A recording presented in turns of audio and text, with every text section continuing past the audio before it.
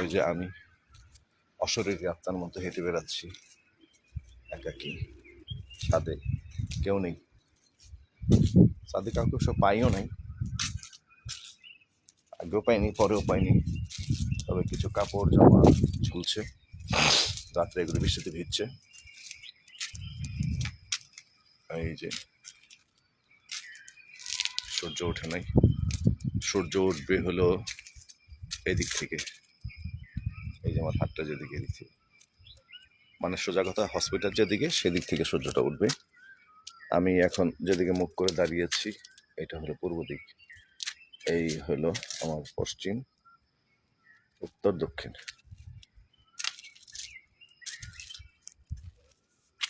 ঠিক হয়। শুভ সকাল বাংলাদেশের সবাইকে, আমার ভালোবাসা ফেসবুকের সবাইকে, ব্যাঙ্গালোর থেকে।